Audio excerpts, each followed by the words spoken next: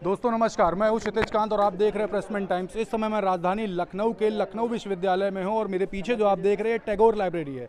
यहां पर तमाम छात्र हैं। मैं छात्रों के बीच में आया हुए जानने के लिए कि यूनिवर्सिटी में होने वाली समस्याएं क्या हैं, क्योंकि तमाम दिन से मैं देख रहा था, मेरे पास तमाम मैसेज आ रहे थे युवाओं के यूनिवर्सिटी से कि आइए आकर के हमसे बातचीत करिए और दिखाइए कि यहाँ पे समस्याएं क्या हैं। तो वही समस्याएं मैं जानने आया हूँ और सभी से मैं बात करूँगा एक एक करके, मैक्सिमम यहाँ के छात्रों से, और जानूंगा कि क्या कहना चाहते हैं। सर, सबसे पहले आपसे बात होगी, नाम क्या है और किस जी, मेरा नाम उत्कर्ष मिश्रा है। मैं इकोनॉमिक्स डिपार्टमेंट ऑफ इकोनॉमिक्स का स्टूडेंट हूँ। मैं ग्रेजुएशन कर रहा हूँ यहाँ से। यहाँ पे मैं देख रहा हूँ तमाम मैसेजेस आते हैं, कॉल आते हैं कि यहाँ पे यूनिवर्सिटी में तमाम तरीके की समस्याएं हैं। तो वो समस्याएं बेसिकली क्या क्या है? जी, सबसे प्रमुख समस्या तो ये है कि हम स्वच्छ भारत स्वस्थ युवा, ठीक ऐसी मनोकामना के साथ हम अपने देश को चला रहे हैं। आज आप जाएंगे तो इतना दूषित पानी है, ठीक है, आरओ की व्यवस्था नहीं अच्छी, नल खराब हैं, ठीक है। तो गंदा पानी पिएगा युवा तो कैसे आगे बढ़ेगा युवा? नहीं बढ़ सकता ना। इसके अलावा बहुत सारी प्रॉब्लम्स है, जैसे हम लोगों ने लाइब्रेरी को लेकर धरना प्रदर्शन भी किया था कि 24 घंटे लाइब्रेरी को खोला जाना चाहिए। अभी तक उस पर कोई निर्णय नहीं लिया गया है। अच्छा, अभी तक के कितने घंटे लाइब्रेरी खुली रहती है? लाइब्रेरी अभी तो सुबह 8 से शाम को 6 बजे तक खुलती है, और वो भी हम लोगों के प्रोटेस्ट के बाद सुबह 1 घंटा बढ़ाए हैं टाइमिंग, अदरवाइज नहीं बढ़ाए थे। अभी हम लोग कह रहे हैं कि एटलीस्ट सुबह 8 से रात में 8 बजे करिए, उसके बाद ग्रेजुअल प्रोसेस में आप 10 बजे तक करिए या 11 बजे तक करिए, वो आपके ऊपर। हॉस्टलर्स को सुविधा मिल सके? जी, हॉस्टलर्स को नहीं, हम लोग बाहर के हैं। हम लोग बाहर के, मेरा घर दूर है, फिर भी मैं आके यहाँ पे पढ़ूंगा, क्योंकि मैं दूसरे प्राइवेट जो है लाइब्रेरी में पढ़ रहा हूँ, वहाँ पैसे दे रहा हूँ, मुझे यहाँ पे पैसे नहीं देने पड़ेंगे, मैं फ्री में, और मुझे यहाँ पे हर सारी चीज़ें मिल जाएंगी। इसके अलावा क्लासरूम्स में आप जाएंगे तो क्लासरूम्स में सीटें अच्छी नहीं हैं, पंखे टूटे हुए, लाइट्स की अच्छी व्यवस्था नहीं है। दूसरी बात, जो स्कॉलर्स हैं, हमें प्रोफेसर्स नहीं पढ़ाते, हमें स्कॉलर्स पढ़ाते हैं, और वो भी कभी क्लास में आते ही नहीं है। कभी आते हैं, कभी नहीं आते हैं, किसी किसी क्लास में आते हैं। उसके अलावा ये होता है कि जो स्कॉलर्स आते भी हैं, कभी आते हैं कभी नहीं आते, कभी क्लासेस होती कभी होती ही नहीं। अभी वीसी साहब आए थे, यहाँ पे एक कार्यक्रम था, उस कार्यक्रम के बाद वो डिपार्टमेंट ऑफ इकोनॉमिक्स पहुँच गए, और इसके अलावा 2-3 डिपार्टमेंट और पहुँचे, पता चला क्लासेस हो ही नहीं रही हैं। तो ऐसी मुद्दे हैं। इसके अलावा सफाई भी एक मुद्दा है कि आप यहाँ पे पार्क में देख लीजिए, पूरा गंदा पड़ा हुआ है, फाउंटेन नहीं चल रहा है, ठीक है। वो तो मान लो हम उसको लग्जरियस में, उसको मैं इंक्लूड नहीं करूँगा, उसका कोई मतलब नहीं है स्टूडेंट से, वो तो यूनिवर्सिटी की सुंदरता पर निर्भर करता है। इसके अलावा कैंटीन्स की जो प्रॉब्लम है, कैंटीन में खाना जो दिया जा रहा है हम लोगों को, हम लोग जो खा रहे हैं वो कितना साफ़ सुथरा है, वो कैसे बन रहा है, इसकी भी जाँच होनी चाहिए। हॉस्टल्स की भी समस्या है, जैसे गर्ल्स हॉस्टल्स के हैं, गर्ल्स हॉस्टल की टाइमिंग बढ़ाई जानी चाहिए भाई। जो क्या नाम है, मेल हॉस्टल्स हैं, जो बॉयज़ हॉस्टल्स हैं, उसकी रात में 10 बजे 11 बजे के 9 बजे आओ, कोई दिक्कत नहीं। लेकिन मेल जो फीमेल हॉस्टल, उसकी 5 बजे 6 बजे बंद हो जाता है, 6-7 बजे जो भी है। तो अगर लाइब्रेरी की टाइमिंग बढ़ाई जाए, या फिर मान लो लाइब्रेरी की नहीं टाइमिंग बढ़ाई जा रही, कोई कोचिंग कर रही है लड़की, कोई कुछ कर रही है, तो अगर बाहर जा रही है तो रात में 8 बजे 9 बजे जा रहा है उसको, तो उनकी भी टाइमिंग बढ़ा के 8 बजे कर दें या 9 बजे कर दें, ताकि उनको भी समस्याएँ ना आएँ। सर, आपका क्या कहना है इस समस्याओं को लेकर के यूनिवर्सिटी में जो होती है? पहले नाम और किस सब्जेक्ट से? मेरा नाम प्रिंस प्रकाश है, मैं पॉलिटिकल साइंस डिपार्टमेंट से हूँ। क्या कहना चाहते हैं यूनिवर्सिटी की समस्याओं पर? यूनिवर्सिटी की समस्याएं ही समस्याएं हैं। यहाँ पे निजात तो पाने का कुछ है ही नहीं है, और यहाँ पे अलग अलग स्टूडेंट ऑर्गेनाइजेशंस हैं, थोड़ा बहुत प्रोटेस्ट कर लेते हैं तो बच्चों को मिल भी जाती है राहत। अभी एक रिसेंट मुद्दा मैं आपको बताऊँगा, ये टैगोर लाइब्रेरी है, इसके बारे में अभी प्रोटेस्ट हुआ है। तो इस पर यहाँ पे अगर जो आप देखेंगे तो लखनऊ यूनिवर्सिटी इंडियाज़ की टॉप यूनिवर्सिटीज़ में से इसकी लाइब्रेरी आती है, जिसमें ये सारे चीज़ें हैं। अभी भी बच्चे इस चीज़ को लेके बहुत सारी तैयारियां करते हैं। मान लीजिए कॉम्पिटिटिव एग्ज़ाम्स हैं, काफ़ी बच्चे यहाँ से क्वालिफाइड भी होते हैं या निकालते हैं काफ़ी सारी कॉम्पिटिटिव एग्ज़ाम्स इसी लाइब्रेरी में पढ़ के या यूनिवर्सिटी में पढ़ के। तो उनको सबसे बड़ी जो बाधा बन रही थी, तो यूनिवर्सिटी की लाइब्रेरी की टाइमिंग बन रही थी। क्योंकि बच्चे सुबह में अगर जो 9 बजे आएंगे तो 9 से लेकर 2:30-3 बजे तक तो अपने क्लासेस में लग जाते हैं, थोड़ा सा 1-आध घंटा, उसके बाद से शाम को अपने दोस्तों में रह लिए, उसके बाद तब तक लाइब्रेरी बंद हो जाती थी। तो ये बहुत बड़ी समस्या थी उनके सामने। तो इस चीज़ को लेके हम लोगों ने अभी धरना प्रदर्शन किया था। पहले तो हम लोगों ने वीसी साहब को ज्ञापन सौंपा, तो वीसी साहब ने इस पर कुछ खास एक्शन नहीं लिया, उन्होंने 1 घंटा से टाइमिंग बढ़ाई। उस चीज़ को लेके हम लोगों ने धरना प्रदर्शन किया, तब जाके वो विश्वविद्यालय प्रशासन थोड़ा हरकत में आया, और सुबह में 1 घंटा और शाम को 1 घंटा इन्होंने किया। तो उसमें अब बात की जाए, 100 साल हो गए इस यूनिवर्सिटी को, ठीक है। इन्होंने कहा कि हम गर्ल्स हॉस्टल की टाइमिंग नहीं बढ़ा सकते। गर्ल्स हॉस्टल की टाइमिंग है 7 बजे तक ही क्लोज हो जाता है, बॉयज़ की 10 बजे तक। तो आप तो इक्वालिटी तो दे नहीं रहे हो। तो हम लोगों ने कहा ऐसा क्यों नहीं कर सकते आप? तो कह रहे हैं सिक्योरिटी रीजन से। गर्ल्स हॉस्टल का मुद्दा से बॉयज़ ने उठाया, गर्ल्स ने भी उठाया? गर्ल्स ने भी उठाया। उनके साथ तो समस्या ही है, तो वो जूझ रही है इस चीज़ों से, तो वो ज़्यादा बेहतर तरीके से जानती है, उन्होंने भी उठाया है। आप राजधानी में रह के उत्तर प्रदेश की, और आप ये कहो कि सिक्योरिटी रीजन से इसलिए हम गर्ल्स हॉस्टल की टाइमिंग नहीं बढ़ा सकते, वो भी क्यों? क्योंकि वो पढ़ ना पाए यहाँ पे। बाबा गढ़ में ऐसा कहाँ हो सकता है? अब बाबा के गढ़, रीजन तो कोई ये खास वजह बाबा का भी गढ़ है और लखनऊ में भी लखनऊ यूनिवर्सिटी गढ़ है। तो ये ऐसा हो रहा है, आप चेक कर लेंगे तो आपको पता चल जाएगा। इस पर आप गर्ल्स हॉस्टल्स में जा सकते हैं, इसकी समस्याएं पूछ सकते हैं, बहुत ज़्यादा ये सारी चीज़ें हैं। अगर जो 7 बजे के 5 मिनट भी हो जाए तो लड़कियों को कहा जाता है कि तुम जहाँ थी वहीं चली जाओ वापस, अंदर एंट्री नहीं मिलेगी। मतलब एंट्री नहीं मिलती दोबारा? हाँ, नहीं मिलेगी। बहुत ज़्यादा इस चीज़ को भी लेके बवाल मचता, तो शायद हो सकता हो तो मिल जाती है। और पानी की बहुत बड़ी समस्या है। मई जून वाली गर्मी पड़ रही है, अप्रैल का महीना चल रहा है, यहाँ पे नल नहीं लगे थे। कल जाके हम लोगों ने इस चीज़ को लेके ज्ञापन दिया, 5 दिन से हम लोग खुद चिल्ला रहे थे तो प्रशासन हरकत में नहीं था। हम लोगों ने पेपर में न्यूज़ दी, तब जाके आज जाके नल लगे हैं। उसमें से भी अभी आप देख लेंगे तो कई जगहों पे भी पानी की सप्लाई खोली नहीं गई है। उसके बाद से फ्रिज कूलर के मुद्दे हो गए आपके, वो बहुत इंपॉर्टेंट चीज़ है। फ्रिज कूलर के लेके हम लोग बात करते हैं कि पानी ठंडा नहीं रहता, तो वो कहते हैं इतने बच्चे हो कहाँ से हम फ्रिज कूलर और आरओ सबको दिलवा सकते हैं या फिर उतने लोग पानी पी सकते हैं। तो ये तो समस्याएँ हैं। काफ़ी सारे क्वेश्चन मार्क्स उठा रहे हैं, क्या कहेंगे यूनिवर्सिटी की समस्याओं को लेकर?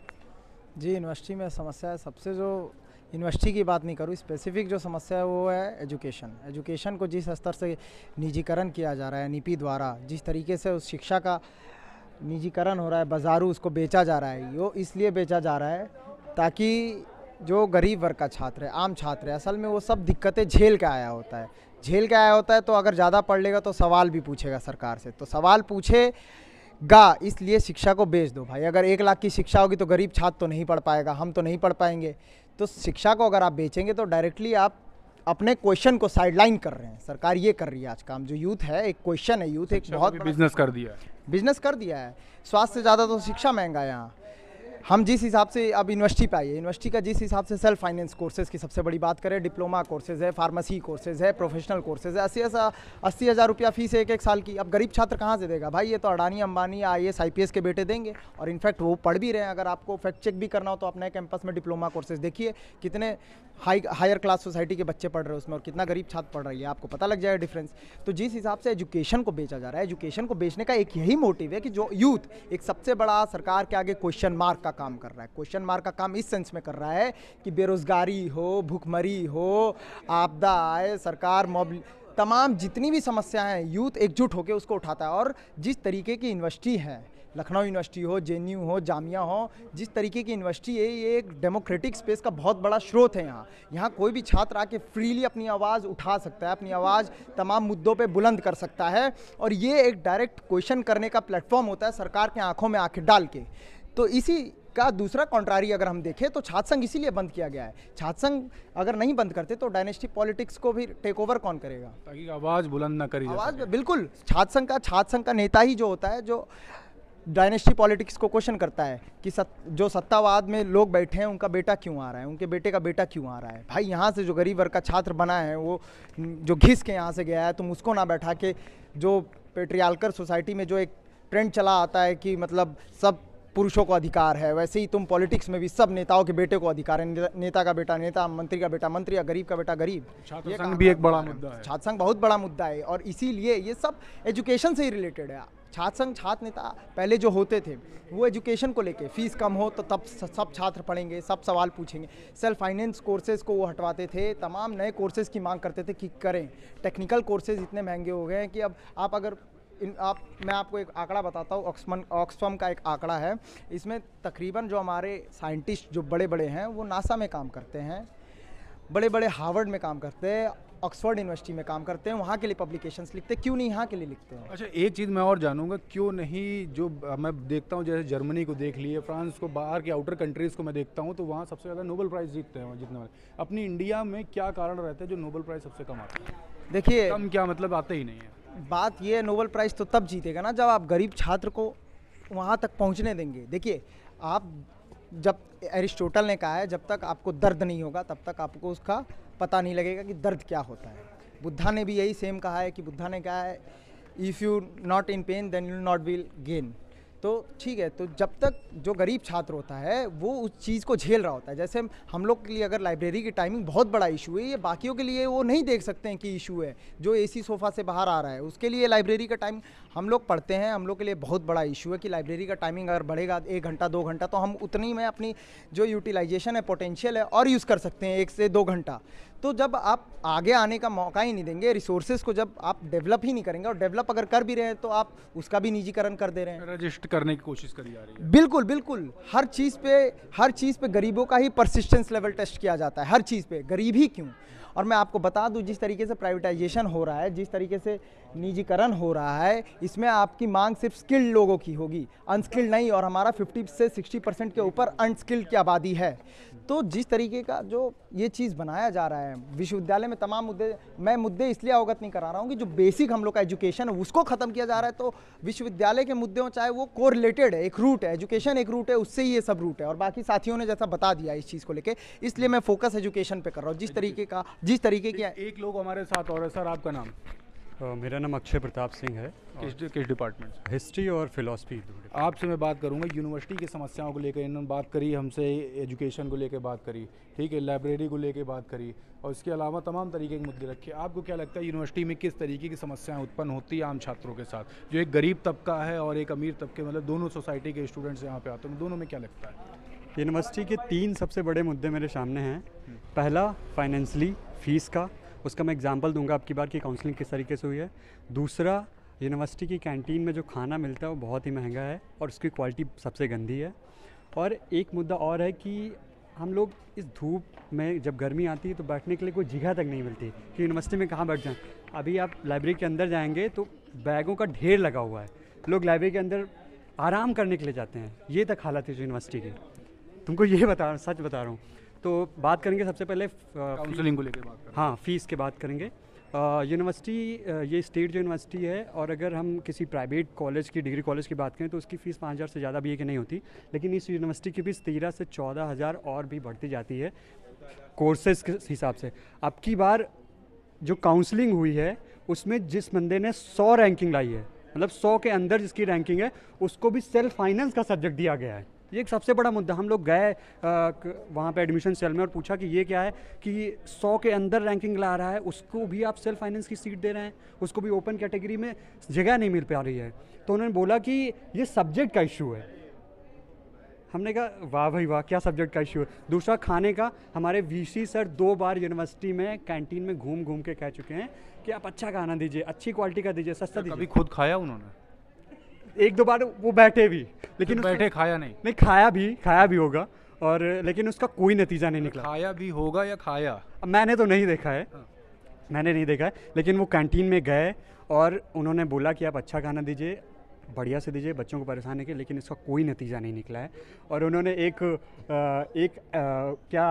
वो चला है, एक कॉफ़ी विद वीसी, कॉफ़ी हंसाओ मत, मुस्कुराने की वजह कॉफ़ी विद वीसी में सिर्फ बीसी के चहेते लोग ही जाते हैं। आप किस तरीके चहेते? किस तरीके चहेते? जैसे कोई आम छात्र नहीं जा सकता है। मैं नहीं गया कभी, मुझे नहीं बुलाया गया। मुझे तो ये भी लगता है कि पहले से फ़ोन करके बताया जाता होगा कि आपको अपॉइंटमेंट मिला है कॉफ़ी विद वीसी में, आप आइए कॉफ़ी विद वीसी में। मतलब ये इसमें किस तरीके के छात्र जा सकते हैं? अब उसके लिए किस चीज़ की पढ़ाई करनी होती है? पढ़ाई तो यही नॉर्मल करनी होती है, वो नॉर्मल लोगों के लिए बना है। तो फिर क्या करना होता है? मैंने नॉर्मल लोगों को वहाँ जाते हुए नहीं देखा, वो ऐसे ही लोगों को देखा जो रोज़ वीसी के ऑफिस का चक्कर लगाते हैं, या रोज़ जो प्रोफेसरों को जानते हैं, एचओडीज़ को जानते हैं। नॉर्मल लोग नहीं जाते हैं। मैं तो नॉर्मल, ये स्टूडेंट लाइफ में नॉर्मल और एक्स्ट्रा ऑर्डिनरी ये क्या होता है? क्या होता है? यहाँ भी होता है। क्या होता है? बहुत सारी चीज़ें होती हैं, हम समझाएं थोड़ा सा। अब बता रहा हूँ आपको, चलिए। जैसे कॉफ़ी विद वीसी का एग्जांपल ले लीजिए। हमारे 2-3 मित्र हैं, मास्टर्स के हैं, पॉलिटिकल साइंस के हैं, वो कॉफ़ी विद वीसी में गए हैं। अब हमसे मिले, हमने पूछा कैसे कैसे वहाँ पहुँच गए, तो कह रहे हैं सब अपना जुगाड़ है, पहुँचते हैं, जान पहचान है अपनी। तो हमने कहा ठीक है भाई, हम भी कभी पहुँचेंगे। हम 3 साल बीत गए, अभी तक वीसी से कभी सामने से मिल नहीं पाए हैं। ये बताइए, इस यूनिवर्सिटी के सेंटेनियल सेलिब्रेशन में मैं 4 सर्टिफिकेट का होल्डर हूँ, मैं एनसीसी कैडेट हूँ, लेकिन कभी नहीं मिल पाया। एनसीसी का जब कैंप चल रहा था उसमें गोल्ड मेडलिस्ट हूँ मैं, यहाँ के कर्नल से गोल्ड मेडल मिला है मुझे मालिया हॉल में। कोई सिलेक्शन प्रोसेस है क्या कि उनको? जी बताएं, कुछ बताना चाहते। कॉफ़ी विद करण देखा है आपने? उसमें कोई नॉर्मल या छोटा स्टार जाता है, हर में खानदानी वाले या बड़े बड़े स्टार ही जाते हैं ना। वैसे ही ये कॉफ़ी विद वीसी, जो चाहते लोग हैं बिल्कुल वही जाते हैं। एक चीज़ वीसी यहाँ के करण है। मैं ये नहीं कहूँगा वो करण है कि देवल है कौन है, बट मैं ये कहूँगा वीसी सर को सब बच्चों पे ध्यान देना चाहिए। ज़रूरी नहीं है कि जो उनके चाहते हो, जो उनके जान पहचान को, उन्हें ही आप कॉफ़ी विद डीसी में बुलाइए। एक नॉर्मल स्टूडेंट को उठाइए जो असली मुद्दे को वहाँ से निकाल के लाए। आप कैंटीन में जा के ये तो कह रहे हैं कि आप उसकी क्वालिटी और क्वांटिटी अच्छी कीजिए, लेकिन उस पर असर कुछ नहीं हो रहा है, तो क्या मतलब है कहने का? सीधी सी बात यही है। और सबसे 2 मुद्दे इन पे तो ज़रूर बात होनी चाहिए। एक तो यहाँ की फ़ीस कम होनी चाहिए, और हम लोगों ने प्रोटेस्ट करके 500 रुपये बहुत मुश्किल से कम कराया है। बहुत मुश्किल से 5 महीने प्रोटेस्ट किए हैं, यहाँ मेमोरेंडम, वहाँ मेमोरेंडम, वीसी को वो फ़ोन किया गया, तब जाके 500 रुपये कम हुआ है। और अगर प्राइवेट कॉलेजेस में देख लें तो 4000 5000 इससे ज़्यादा फीस नहीं बढ़ती है। नाम क्या है सर आपका? अक्षय प्रताप सिंह। अक्षय प्रताप सिंह कुछ कह रहे थे, उसके बाद एंड करूँगा। इनको कॉफ़ी विद वीसी करने की क्या ज़रूरत है? जगह जगह पे यूनिवर्सिटी में चबूतरे बने हैं, वो यूनिवर्सिटी के वीसी हैं, किसी भी एक चबूतरे पे खड़े हो जाएं, वहाँ बच्चे आम छात्र दिखते रहते हैं जो रेगुलर जूझ रहे हैं यूनिवर्सिटी की समस्याओं में, वहाँ समस्या पूछ लेंगे। ये तो समस्याओं के लिए चीज़ें बननी चाहिए ना, वहाँ बैठ के तो फिल्मों पे बात तो करनी नहीं है। तो ये इसका एक इनिशिएटिव ये कर सकते हैं कि चबूतरों पे खड़े हो जाएं और लोगों से समस्याएं पूछ लें, लेकिन वो ऐसा नहीं हो पाता है। ये देख रहे हैं, ये छात्र हैं जो अपनी बात हमारे बीच में रख रहे थे। वीसी साहब, इसको अगर जरूर देख रहे हो वीडियो तो ज़रूर इसको मैं ये कहूँगा, आपसे गुजारिश, जो अक्षय जैसे तमाम छात्र हो उनके साथ कॉफ़ी विद अक्षय आप करिए।